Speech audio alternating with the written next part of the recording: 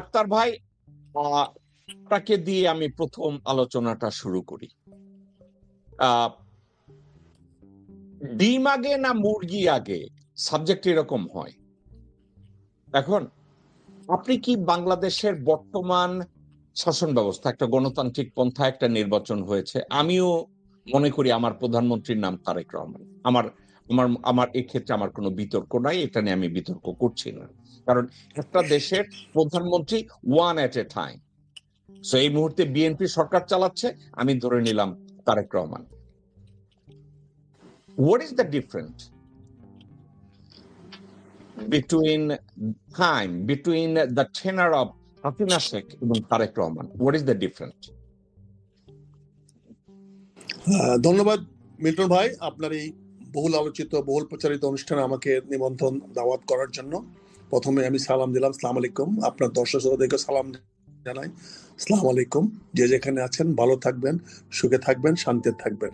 আমার ফেলো বন্ধু ব্রিগেডিয়ার জিয়া, তাকেও আমার সালাম, ভালো থাকবেন, সুন্দর থাকবেন। আপনার প্রশ্নটার 3টা অংশে আমি জবাব দেব, যদি আপনি আমাকে কাইন্ডলি সময় দেন।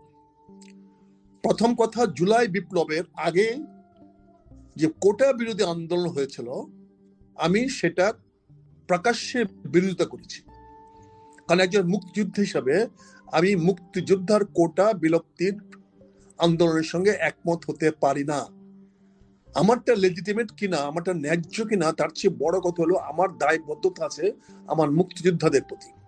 কাজে কোনো মুক্তিযোদ্ধার কোটা যদি বাতিল করতে চায়, আমি তার সঙ্গে একমত হতে পারি না। আমি দুর্ভাগ্যক্রমে কোনো সার্টিফিকেটধারী মুক্তিযোদ্ধা নই, আমার কোনো সনদ নাই, সার্টিফিকেট নাই, আমি কোনো কোটা নেই নাই, কোটার কোনো সুযোগও নেই নাই।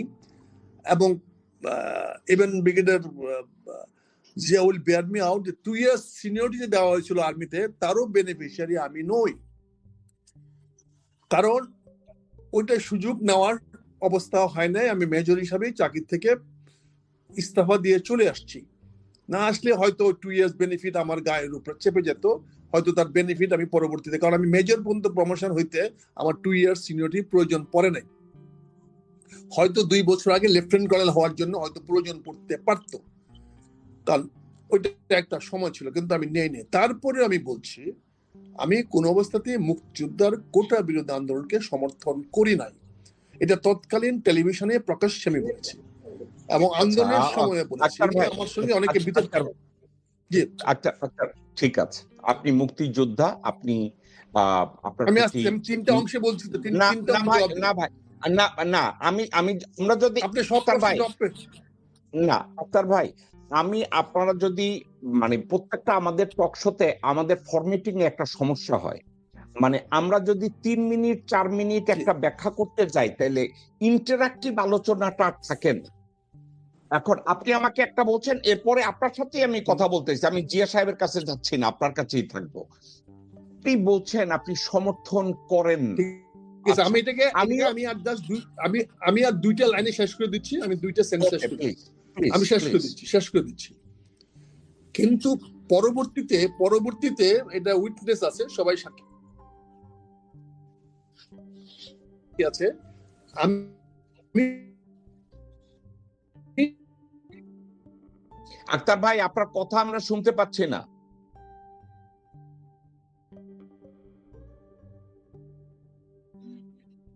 আন্দোলনের পরে আমি তখন আহ্বান জানিয়েছিলাম, যেহেতু আমি সেটাতে আছি। পরবর্তীতে জুলাই সনদ যেটা আসছে, জি শুনতে পাচ্ছি আমি, তখন পরবর্তীতে আমি জুলাই আন্দোলনের একজন নগণ্য অংশীদার ছিলাম। সেই জুলাই আন্দোলনে আমি স্বতঃস্ফূর্ত অংশগ্রহণ করেছি, আমার এলাকায় অংশগ্রহণ করেছি, ঢাকায় অংশগ্রহণ করেছি, আমার পুরো পরিবার অংশগ্রহণ করেছে, আমার নাতিরা সব ইউনিভার্সিটিতে পড়ে, তারা অংশগ্রহণ করেছে। সেটা হলো হাসিনা বিরোধী, অর্থাৎ হাসিনাকে পদত্যাগ করতে হবে, সরকার পতন হবে, সেই আন্দোলনে। আমি যে কথাটা বলতে চাচ্ছি, এই জুলাই আন্দোলনে আমাদের বাংলাদেশের অনেকের কৃতিত্ব আছে, কিন্তু এই জুলাই আন্দোলনটা শুরু করেছে যারা, তাদের একটা চেতনা ছিল। সে চেতনাটা হলো শেখ হাসিনাকে পদত্যাগ করতে হবে, সরকারের পতন হতে হবে। এবং তারপরে কথা ছিল যে এর একটা চেতনাকে ধারণ করতে হবে, যাতে এই ধরনের স্বৈরাচার বা আক্তার ভাই, আপনি আমার প্রশ্নের মধ্যে নাই, আপনি টোটালি, আমি ইতিহাস নিয়ে কথা বলছি, আপনি না পদার্থবিদ্যা না চলে গেছেন। না না, আমি আমার আসতেছি প্রশ্নের ভাইয়া, মধ্যে আপনি আমি নাই।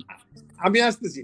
ফলে আমি জুলাই সনদকে যারা অস্বীকার করতে চায়, জুলাই সনদে বাইরে যারা যেতে চায়, আমি তাদের সঙ্গে নাই। কারণ জুলাই সনদ অস্বীকার করলে আপনি যে কথাটা বলেছেন, শেখ হাসিনা বাংলাদেশের বর্তমান প্রধানমন্ত্রী এখনো থেকে যায়। কারণ জুলাই সনদকে আমরা যাই কিছু বলি, অভ্যুত্থান বলি, বিপ্লব বলি, জুলাই অভ্যুত্থান বলি, বিপ্লব বলি, এই ঘটনাটি যদি না ঘটতো, তাহলে আজকেও বাংলাদেশের মাটিতে প্রধানমন্ত্রী থাকতেন শেখ হাসিনা। এবং এই বর্তমান সংবিধান অনুযায়ী, যেই সংবিধান অনুযায়ী বিএনপি দাবি করছে তারা একটি সাংবিধানিক সরকার, কিন্তু জুলাই বিপ্লব না হলে এই সংবিধানে শূন্যতা সৃষ্টি হতো না, এই নির্বাচনের পটভূমিকা তৈরি হতো না, এই নির্বাচনে বাধ্যবাধকতা তৈরি হতো না, শেখ হাসিনার পদত্যাগ করা বা দেশ থেকে চলে যাওয়ার অবস্থা সৃষ্টি হতো না।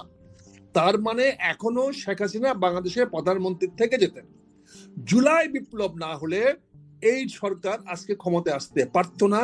অতএব জুলাই বিপ্লবকে অস্বীকার করলে বর্তমান সরকার সম্পূর্ণভাবে অসাংবিধানিক, অবৈধ হয়ে যায়। বর্তমান সংসদ অবৈধ হয়ে যায়। বর্তমান সরকারের সকল কার্যক্রম অসাংবিধানিক এবং অন্যায় হয়ে যায়, অপরাধ হয়ে যায়। এইগুলো সম্ভব হয়েছে ডক্টর ইউনূস বিপ্লবের সঙ্গে, জুলাই বিপ্লবের সঙ্গে প্রথমে বিশ্বাসঘাতকতা করার জন্য। তিনি জুলাই বিপ্লব উত্তর বিপ্লবী সরকার গঠন না করে সংবিধানের মাধ্যমে একটা জগা খিচুড়ি সরকার গঠন করে তিনি প্রথমে বিপ্লবীদের পিঠে ছুরিকাঘাত করেছেন, বিশ্বাসঘাতকতা করেছেন, আস্থা ভঙ্গ করেছেন, বেইমানি করেছেন। সে আস্থা ভঙ্গ, বেইমানির কারণে আজকে এই নতুন একটি অদ্ভুত সরকার উদ্ভব হয়েছে। আজকে যে সরকার সাংবিধানিক সরকার বলে দাবি করছে, বড়াই করছে, আমি এর তীব্র প্রতিবাদ করছি। এই সরকার তখনই বৈধ হবে, এই সরকার জনগণের বৈধ সরকার হবে যদি সে জুলাই সনদ মেনে চলে, যদি সে জুলাই বিপ্লবের প্রতি শ্রদ্ধাশীল হয়, যদি সে জুলাই বিপ্লবের চেতনা অনুযায়ী সে আগামীতে এবং তার বর্তমানকে নিয়ে এগিয়ে যায়।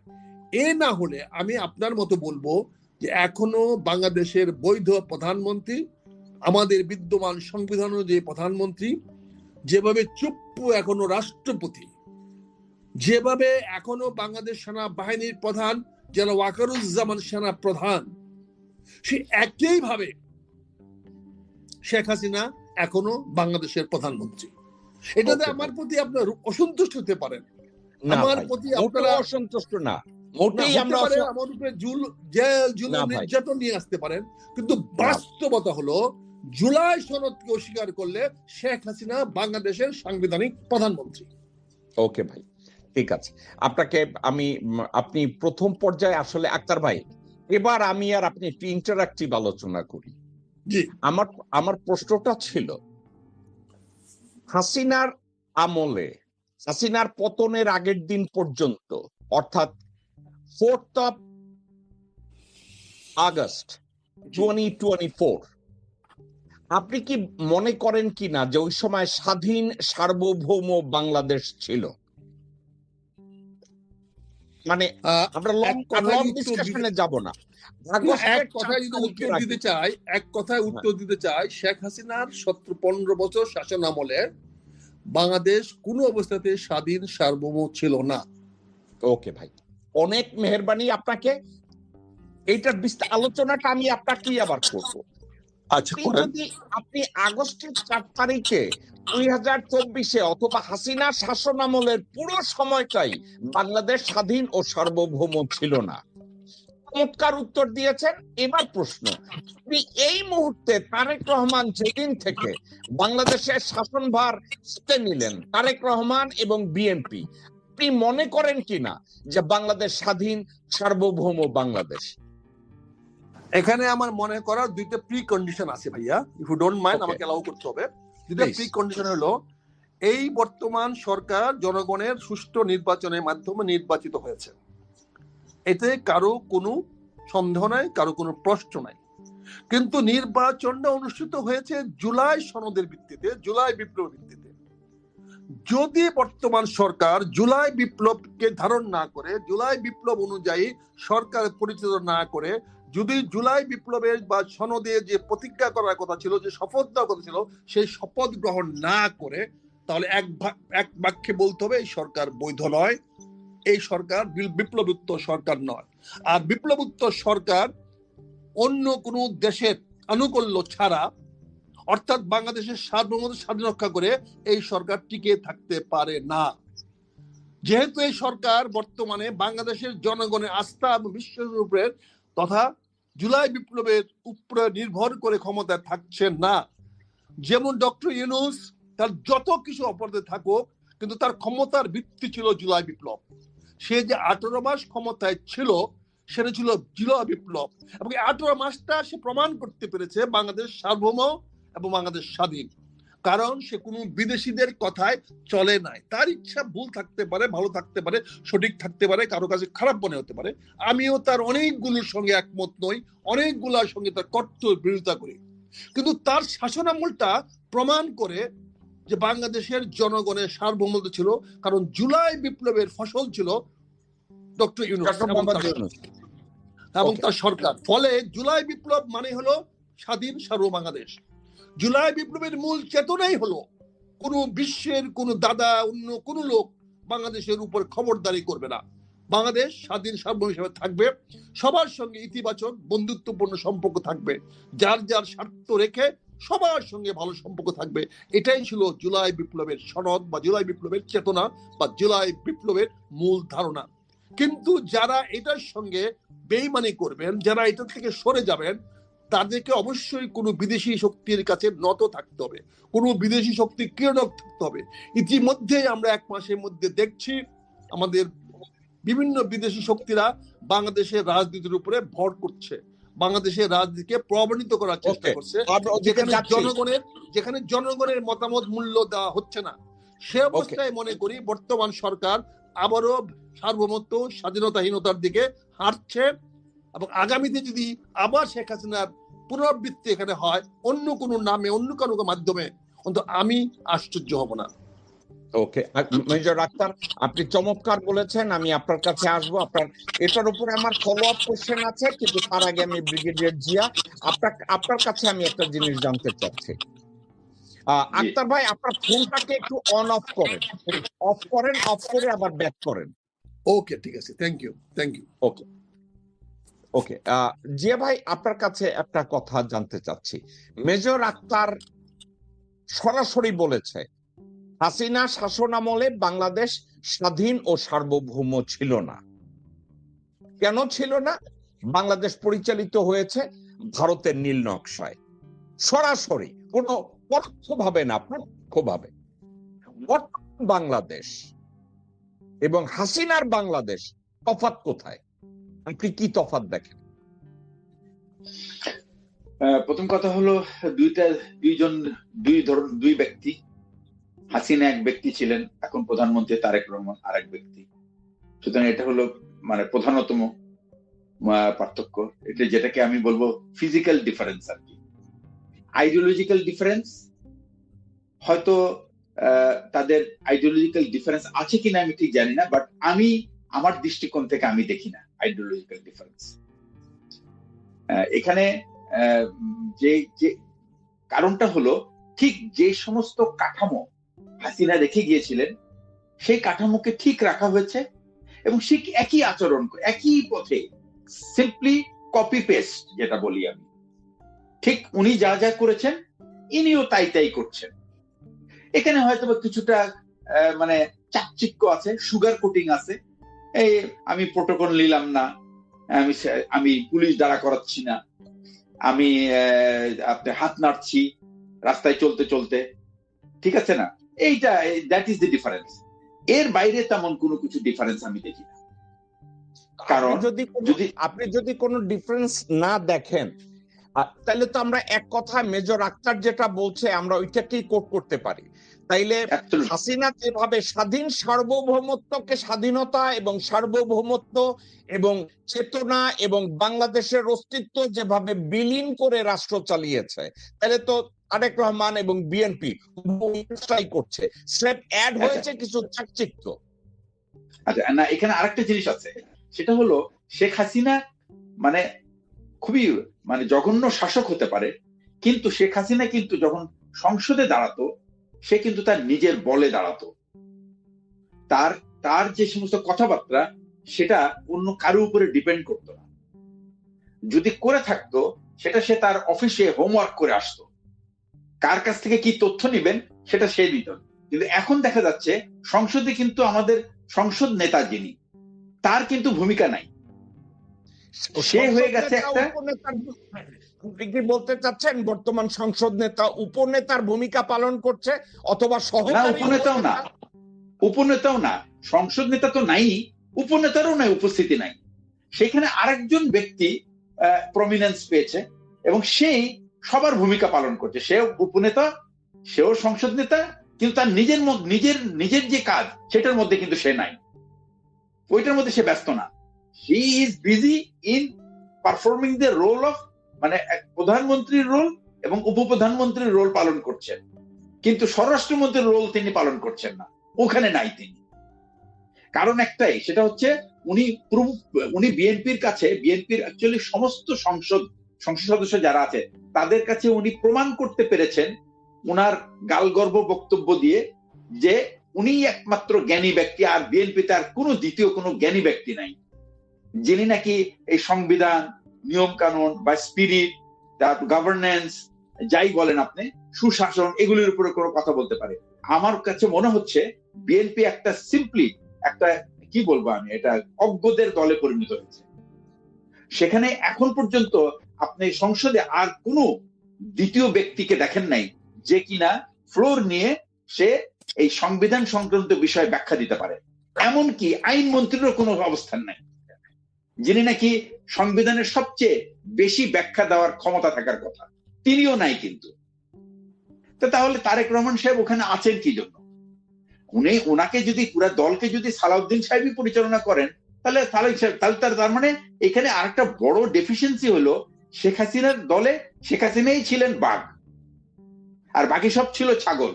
এখানে বিএনপিতে সালাউদ্দিন হলো বাঘ, বাকি সব হয়ে গেছে ছাগল। বুঝতে পারছেন? এই হলো ডিফারেন্স। এটাই আমি মনে করি। সাবজেক্টটা কি এইটা হতে পারে? সাবজেক্টটা কি, আমি জাস্ট তারেক রহমানকে একটু বেনিফিট অফ দ্য ডাউট দিতে চাই। 12 বছর বয়সে empire Akbar he took oath as an empire, কিন্তু ওই সময় তার একজন বৈরাম খান ছিল। বৈরাম খান তাকে ভালো করে রাজত্ব শিখাইছে, সবকিছু কেমনে করতে হয়। তো Salauddin is play the role of Bairam Khan. 2026 সালে বৈরাম খানের রোলের কোনো সুযোগ নেই। ওই যিনি প্রধানমন্ত্রী হয়েছেন, উনি যদি প্রধানমন্ত্রীর পদটাকে অলংকৃত না করতে পারেন, উনি ওনার জ্ঞান প্রজ্ঞা দিয়ে, তাহলে ওনার ওখানে দেওয়া উচিত হয় নাই। তাহলে ওনার উচিত ছিল একজন সাধারণ সংসদ হিসেবে থাকা আর সালাউদ্দিনকে প্রধানমন্ত্রী বানানো, তাহলে এটা মানানসই হতো। উনি যদি ওই রোলটা প্লে করতে চান, প্রধানমন্ত্রীর রোল, তাহলে কি হি হ্যাজ টু প্রুভ।